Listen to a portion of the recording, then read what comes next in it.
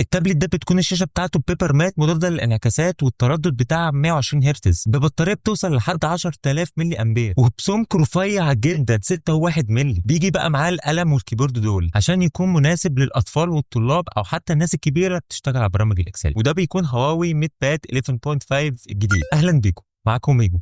هواوي ميت باد 11.5 2025. التابلت ده الشاشه بتاعته بتيجي بمقاس 11.5 بوصه، وهتلاحظ ان حواف التابلت ده عريضه شويه، ودي حاجه طبيعيه لان مسكه التابلت مختلفه عن الموبايلات، فلازم يكون الحواف عريضه شويه عشان تعرف تمسك التابلت. بس الجامد والروش هنا هي طبقه البيبر مان، ودي طبقه هواوي حطها في التابلت ده عشان ما تعكسلكش الضوء في الشاشه. الشاشه هنا معموله عشان تديك وضوح عالي جدا حتى لو واقف في مكان فيه اضاءه قويه جدا زي الشمس او الكشافات مثلا. حاطين فيها تقنيه بتقلل انعكاس الضوء حوالي 99%، وكمان انعكاس الشاشه نفسها بيكون اقل 60%، يعني مش هتقدر تشوف نفسك وانت ماسك التابلت كده كانها مرايه. كمان الشاشه دي واخده شهاده الاداء المتميز عشان تخفف الاجهاد البصري لعينك 2.0 من SGS. كمان الشاشه هنا بتدعم الضوء الازرق القليل. الضوء الازرق ده بيتعب لك عينك مع الفتره الطويله وانت مش حاسس. كمان ضافوا تقنيه جديده في التابلت ده اسمها سيكولار بولاريزيشن تكنولوجي. دي تقنيه ببساطه شديده بتقلل لك او بتخلي لك الضوء اللي خارج من الشاشه ناعم جدا على عينك كانك بتشوف الحاجه طبيعيه جدا. وكل اللي فات ده بقى معناه ان انت عينك هتفضل مرتاحه على الفتره الطويله، وهتفضل شايف الاضاءه في التابلت حتى لو انت لابس نظاره شمس. دقه الشاشه هنا بتكون 2.5K بمعدل تحديث 120 هرتز، وال 120 هرتز هنا او الفريش ريت ده بيكون تكيفي شويه، يعني لو المحتوى اللي انت شغال عليه بيدعم 60 هرتز بس الشاشه هتديك 60 هرتز، ولو بيدي 90 هرتز هيديك 90 هرتز، ولو بيدي 120 هرتز هيديك 120 هرتز. وكل ده بيكون عشان يوفر لك من البطاريه، والبطاريه تقعد معاك فتره اطول في الاستخدام. البرايتنس بتاع الشاشه او قوه الاضاءه بيوصلوا لحد 600 نتس. ممكن الرقم ده يكون قليل شويه بالنسبه لك لو انت تستخدم التابلت ده كتير في الشمس، بس اعتقد الشاشه البيبر مات هتقدر توازن لك الموضوع ده شويه، بحيث ان انت برغم الاضاءه القليله انت برضو قادر تشوف لان مفيش انعكاسات في الشاشه عندك. السمك بقى بتاع التابلت ده بيكون 6.1 مللي. بص انت متخيل التابلت ده رفيع قد ايه؟ رفيع جدا، وتجربه ممتعه وانت ماسك حاجه بالرفع ده في ايدك مع وزنه اللي بيكون حوالي 515 جرام. التابلت ده بيكون بتصميم موحد كده كله من المعدن، فريم بقى، ظهر، كل الكلام ده معدن. وهو قالب بنفسها ان هي صنعته بتقنيه مختلفه السنه دي وخلته انحف 10% واقوى 30%. التابلت ده هواوي لما بتيجي تبيعه بتدي هديه قلم وكيبورد. تجربه القلم مع الشاشه المصنفره دي خطيره يا جماعه، خطيره. اولا ده هواوي ام بنسل من الجيل الثالث، وبيكون ماجنتيك كده مع الجهاز عشان يقدر يشبك في الجهاز بالشكل اللي انتم شايفينه قدامكم ده. ولما بتشبكه مع التابلت بيجي لك رساله في التابلت نفسه، وكمان هو بيشحن نفسه عن طريق الماجنتيك ده. يعني لو عايز تشحن القلم خلاص انت هتلزقه في التابلت، خلاص كده القلم بيشحن حتى لو التابلت مش في الشاحن، هو بيشحن من البطاريه بتاعت التابلت. تجربه القلم مع الطبقه البيبر مات على التابلت ده شبيهه جدا لتجربه القلم مع الورقه الحقيقيه. الصنفره وعدم النعومه اللي موجوده على الشاشه بتاعت التابلت ده بتدي زي احتكاك مع القلم وهو ماشي على السكرين، فبالتالي بتلاقي في مقاومه معاك من الشاشه للقلم، فبتحس ان هي قريبه قوي. يعني مش هتلاقي القلم بيجري معاك وانت بتكتب كده ومش قادر تتحكم في دقه الكتابه بتاعتك. وبالنسبه لي دي من امتع التجارب على التابلت ده. انا اصلا اشتريته لنفسي عشان احضر بيه سكريبتات الفيديوهات عموما، عشان تجربتي مع الورق مش احسن حاجه ودايما الورق بيضيع مني. وده اللي بيوصلنا لبرنامج من احسن البرامج اللي موجوده على التابلت ده، وهو برنامج النوتس او الملاحظات.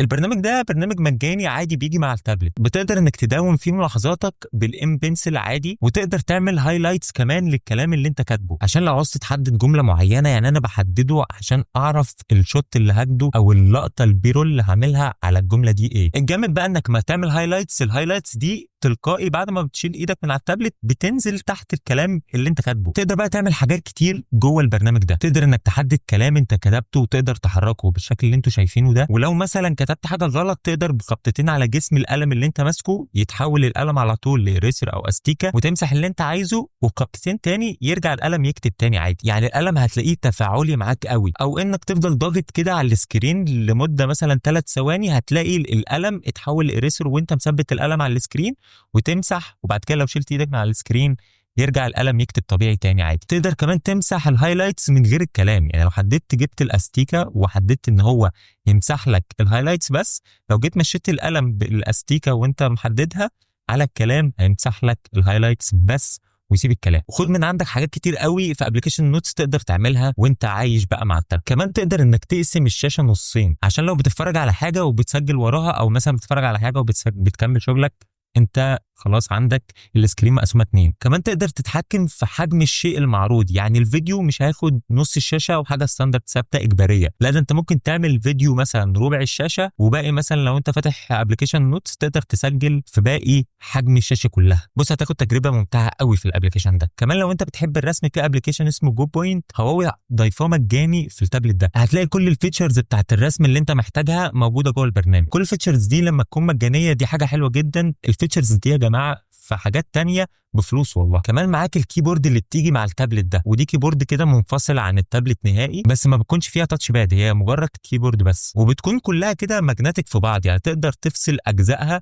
لدرجه ان انت ممكن جزء منها تفصله وتخلي كفر للتابلت. وفي زي باب كده بيفتح في ظهر الكفر، تقدر انك تحط التابلت عليه وتقدر انك تتفرج على الحاجه اللي انت عايزها كانها شاشه بي سي. يعني تقدر لو انت ركبت الكيبورد انك تعمل كونكت مثلا بماوس وايرلس معاك بالبلوتوث، وعادي هيشتغل معاك كانه بي سي، وهتقدر تنجز شغلك كله من عليه. الميزه في التابلت ده ان برامج الاكسل مثلا بتفتح بنفس الشكل اللي موجود على الكمبيوتر، يعني انت نفس الشكل اللي هتلاقيه على الكمبيوتر هو نفس الشكل اللي انت هتلاقيه على التابلت ده. من ناحيه تجربه الالعاب على التابلت ده، انا جربت عليه لعبه بابجي على اعلى فريمات وريزوليوشن، والتابلت كان شغال تمام. هو بس حسيت بشويه سخونه شويه، يمكن عشان كنت معلي شويه البرايتنس او شبه معلي البرايتنس على الاخر، بس في النهايه التجربه ما حصلش فيها اي لاج او التابلت هنج او فصل او اي حاجه من الحاجات دي. هواوي ميت بات 11.5 بيجي ببطاريه كبيره جدا، البطاريه بتاعته بتكون 10000 ملي امبير، بتقدر تديك 14 ساعه مشاهده متواصله للفيديوهات. تجربه البطاريه هنا معايا انا شخصيا فعلا بتقعد وقت كبير جدا، خصوصا لو استخدامك عليه مش صفه اساسيه، هو حاجه ثانويه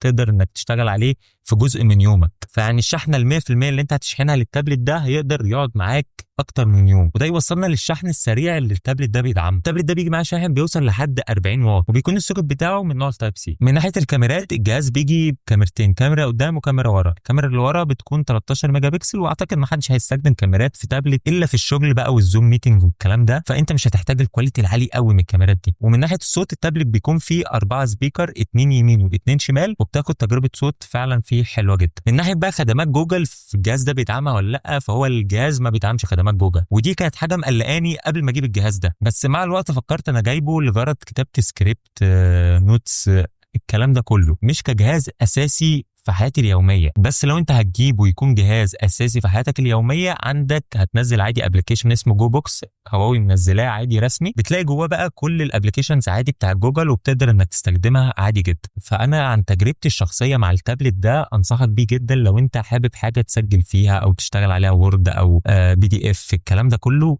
تجربه ممتعه جدا على التابلت ده. زيت سمكه كمان رفيع قوي رفيع قوي، بس عامل ازاي مش طبيعي.